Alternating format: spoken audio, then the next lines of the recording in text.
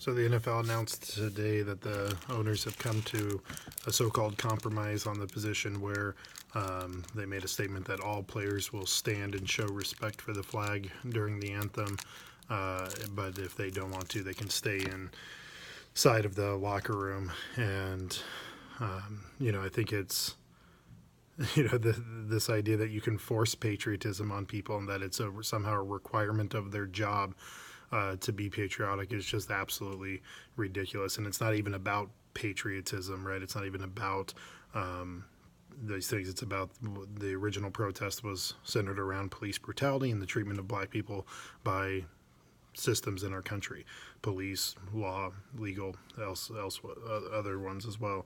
And so to see these, you'd think that these team owners are, secure and they're very financially well off and, can own anything. And they're the most pathetically insecure, fragile white men. And they can't stand that players aren't towing the line and doing what they are wanting them to do, and that they're making a decision that might cost those owners some money. And rather than rally behind their players, the very people who make sure that they get paid, they are throwing them under the bus and saying, we don't want to hear you, we don't want to see you, and you need to just stay in the locker room if you're going to do any of that. I'm not going to, as a white man, I'm not going to tell black men how they should respond to this or what they need to do.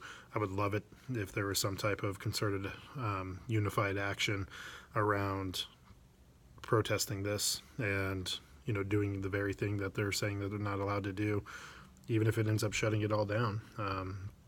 There's power in solidarity. There's power in organizing together, and people can talk about them being employees all they want. Well, if all the employees are in agreement that something at the company needs to change and they stand together, it will change. And so we'll see how it goes moving forward, but this just further shows that as Americans we value the status quo of white supremacy more than we value the voices of people of color, and particularly black men, in this case black athletes.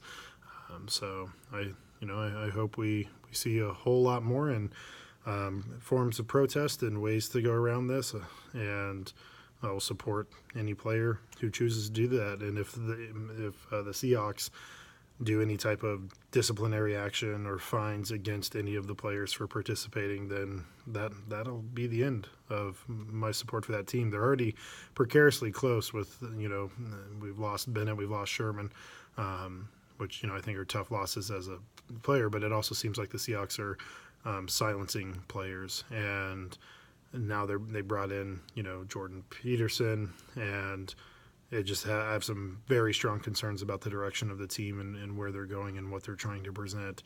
So we'll see moving forward. But if any fines get levied by the Seahawks to any of their players, that's the end of it for me.